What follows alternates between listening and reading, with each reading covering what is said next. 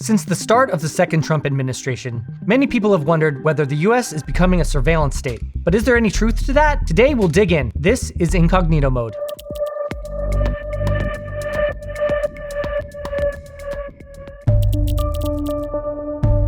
What I think about is a state where the government's tracking or recording of people living in the state keeps them from doing things, chills their speech. To me, that's what a surveillance state is. I think about this idea of a panopticon where perhaps the government isn't watching everything that everyone's doing, but there's always the potential that you could be watched and you feel watched all the time because you never know if they're watching. And therefore you have no fundamental sense of privacy. To me, a surveillance state is a society where the government is fundamentally hostile to privacy.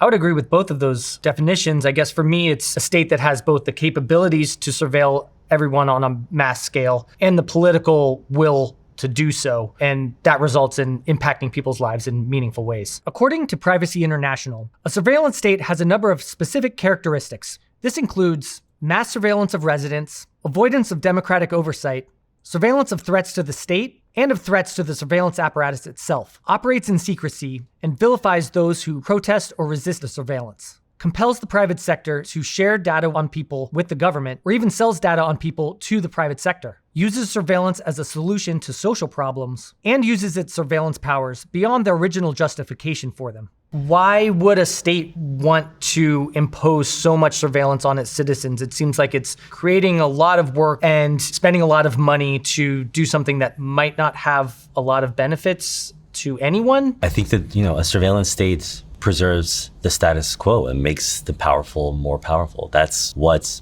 dictators want. That's what the elites always want in any country, including the US, which I think is why we're asking this question today of whether the US is one of these surveillance states now too. Perhaps the three most common examples are China, North Korea, and Russia. China has built the most technologically advanced and expansive surveillance apparatus on Earth. The country has roughly 700 million cameras. Many are equipped with facial recognition, as well as a system called CityBrain, which uses AI and data collection for so-called urban management. The system fuses information from public cameras, cell phones, financial transactions, and even health and e-commerce information to track citizens in real time. The system was developed by Alibaba Group. And that's just talking about cameras. China's government developed the internet and all types of telecommunications to be centralized in a way that it can surveil pretty much everything everyone does online or over the phone at any time. China has been developing a digital surveillance state for decades. That's sort of been a hallmark initiative of their regime, is the Great Firewall. Their model was to build that into all their digital technology, all the infrastructure of the telecoms, everything from the ground up. The amount of internet censorship in China is widespread and really obvious. Popular social media sites are banned in China. Instead, you have to use social media developed domestically in China, which the government has a massive amount of control over. A lot of this might sound similar to what's happening in the US or other Western countries. But the reason people call China a surveillance state is because its systems were developed with surveillance in mind from the very beginning. Just as the open internet was developing across the world, China was building an alternative version that had tight, centralized control that really imposed a lot of limits on what people could say and do online. And then there's a true totalitarian state like North Korea, which I think of as the quintessential surveillance state that actually is not digital at all for most people. Most people don't even have access to the internet. Those who do, it's completely, entirely surveilled. Those are mostly elites and government employees. But then for everyone else, there's a kind of analog surveillance state through informants, through a whisper network of neighbors snitching on each other and being incentivized to do so that there really is no privacy, or at least that is the intention of the regime of Kim Jong-un.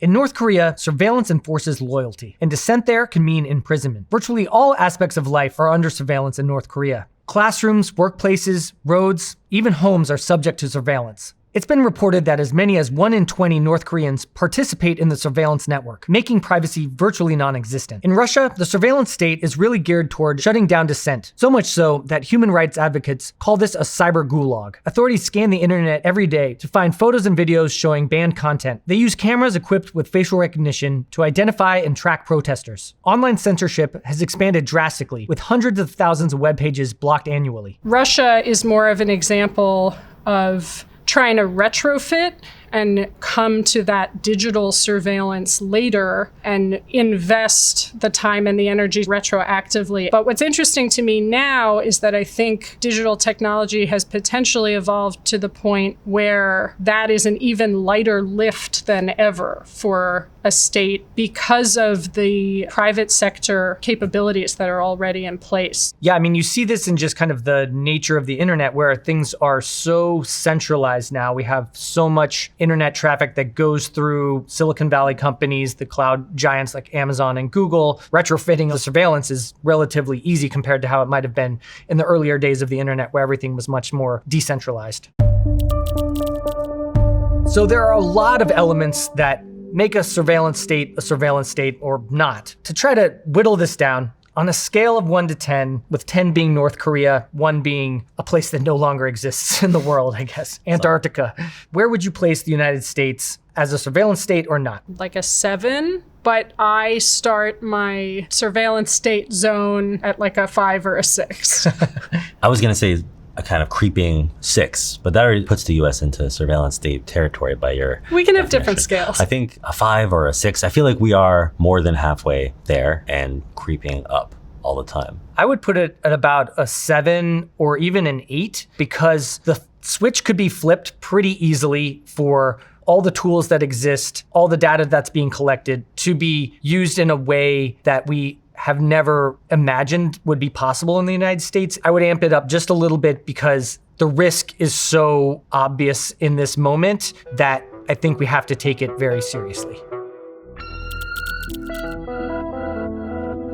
Lily, do you consider the U.S. a surveillance state right now? I think the U.S. has been moving toward becoming a surveillance state for a while, but to me, that means that the capability exists for it to be classified that way if there was the political will. And now I think it is starting to fully qualify for that title. There are lots of groups of people around the US who don't feel comfortable posting what they really think about things on social media anymore. People talk about, well, if somebody already knows everything that's on my phone anyway, or things like that. So to me, yes, I think the US is in the transition to becoming one. Well, I don't want to sound like an apologist for the US government, but I don't think it's maybe helpful to call the US a surveillance state. Yeah, maybe it is becoming one. There's a really big difference between the US and a country like China or Russia or, God forbid, North Korea. And the main one to me seems that the US has outsourced surveillance to the private sector in many ways. I wouldn't call the US a surveillance state so much as maybe a surveillance economy at this point. We are the world's epicenter of surveillance capitalism. We practically invented it. So your phone is constantly being tracked by which cell towers it's connecting to and the crappy mobile games that you have on it that are watching your every move. But that's not actually the NSA listening to your phone calls in the way that the Ministry of State Security might in China. The end result might be the same though. And there are ways in which I think, to your point, Lily, US government is completely co-opting that private sector surveillance and using it and also dialing up its own surveillance too. I guess I agree with both of you in that we're unique in just the level of surveilling we're doing ourselves just by engaging in the digital economy and having phones and being on the internet all the time. And we've normalized being tracked, being monitored, that everything we post is public or you can't assume that it's not. I think we are a surveillance state if you are a vulnerable person. I think it really depends on who you are and what your vulnerabilities are. And that is going to determine whether you feel like you live in a surveillance state or not. And I think if you feel perfectly free to say whatever you want to say or anything of that nature, you probably don't feel like you live in a surveillance state. If you don't feel like you can leave your house because masked agents are going to snatch you or members of your family, you probably feel like you're very much living in a surveillance state. And that's where we're at right now. There's a class system within the level of surveillance that we have in the United States. Yeah, to Andrew's point, we're already seeing what a US surveillance state looks like for the have-nots. We are a have and have-not society. For undocumented migrants, their surveillance by ICE is equivalent to a surveillance state. For people who are in the margins of society and are forced into the drug trafficking trade, the war on drugs remains the source of the vast majority of US government surveillance. Last year, 80% of court-authorized wiretaps targeted drug operations, drug dealers.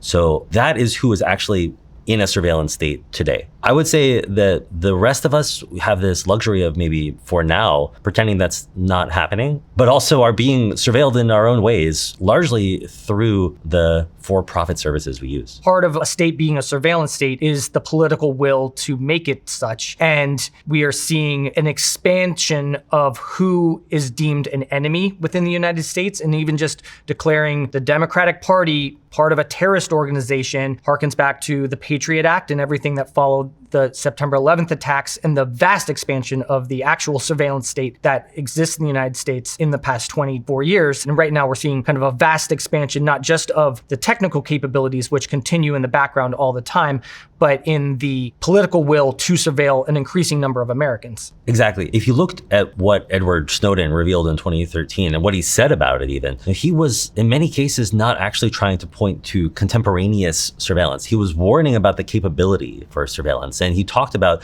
this idea of turnkey tyranny. The capability is there. And as soon as we have a tyrant in place who wants to exploit those capabilities, we will be in a surveillance state. The question now is that tyrant in the White House? Well, and part of the definition of privacy protections relates to the idea that privacy has to be preserved even for people who are doing bad things, that privacy as a right can't be applied selectively to certain groups. It has to be applied to all in order to exist for all. I think that's true. Moxie Marlinspike, the inventor of the Signal encryption app, used to say, yes, the idea of privacy tools is to enable people to break the law in some cases, because that is actually how society evolves. If people didn't have the privacy to have LGBT relationships when that was illegal in the US, we would never have gay marriage in this country. So this freedom to push the boundaries of what is not just accepted, but legal is how we have progress in this country. I think in terms of surveillance being applied because there's bad guys doing bad things and we need to catch them, that is always the justification initially for surveillance. But what is also true is that the surveillance never stops there. It increasingly expands because the authorities can see blind spots, or they just think that they're going to have more success in doing whatever their job is if they surveil more and more people. In prior generations, there was space to have underground movements. Now those spaces are online, where they are by default in a panopticon. I think it's an excellent point that digital technology puts communication into a platform that can easily be surveilled. And I think Doge's activities and the centralization of all that data in a very quick, casual way without very much oversight was a good example of evolving sentiment or views on privacy. Historically, the US would have been allergic to that type of data sharing between agencies. State and federal data has always been very separated. And so the fact that now this administration is grabbing data, combining data from different sources so readily indicates a big shift. So what are the arguments that the US is a surveillance state, or at least becoming one? The US has a long history of surveillance, dating back to at least the 1700s and the creation of slave patrols, which would quash uprisings and track down escaped slaves. Fast forward to World War I and II, where we saw the beginning of the modern surveillance state, which was primarily used to surveil foreign enemies. Then we get into the 1950s and the FBI under J. Edgar Hoover monitoring for communists, and the whole Red Scare and the Cold War, and the establishment of the NSA. And then in the 1960s, the surveillance apparatus was turned on anti-war and anti-establishment protesters and other dissident groups. In the 1980s, we saw the rise of the war on drugs and the surveillance of Black and Hispanic communities. And then there's 9/11 and the passage of the US Patriot Act, which really established the US's modern surveillance capabilities as we know them. The culmination of hundreds of years of surveillance are a wide swath of intelligence agencies that engage in surveillance of all types: the NSA, the CIA, the FBI, Department of Homeland Security, the National Reconnaissance Office, the Defense Intelligence Agency, and many more. Now, under the second Trump administration, we're seeing surveillance tools historically used for combating serious crime and terrorism used against a widening group of people, from undocumented immigrants to the so-called radical left. The Department of Government Efficiency, or DOGE, has created a master database that includes information from the Social Security Administration, the IRS, DHS, and even voting records. Internal memos obtained by Wired show DOJ officials cross-referencing Social Security and IRS data against immigration data to track immigrants in real time. Oversight offices meant to protect civil rights have been gutted. In a March 2025 executive order instructed agencies to share and consolidate all unclassified data across departments. One of the big red flags is how close many big tech executives have become with the Trump administration. These companies have massive amounts of data on pretty much everyone, and we don't know exactly how they're sharing that data with the administration. So what are the reasons the US isn't a surveillance state?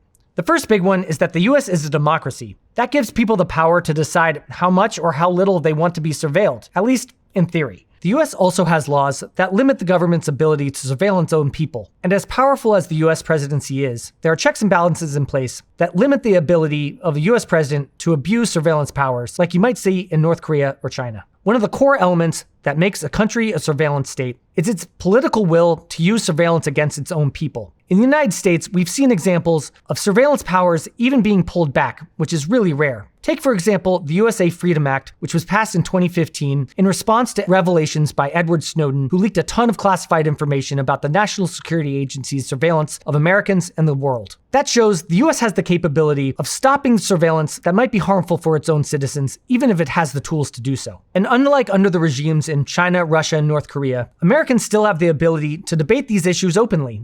This episode is an example of that. I think, though, that what makes the US different from China or Russia is in part that we have the option to turn on privacy, to seek it. Tools like Signal or the anonymity tool Tor are legal in the US and available and free. And Tor, in fact, came from ideas developed in the US government, and Signal was initially funded by a US government agency. That's really different. Yeah, and I think that really is at the core of why we're having this conversation, is that maybe there is a feeling that privilege is imperiled.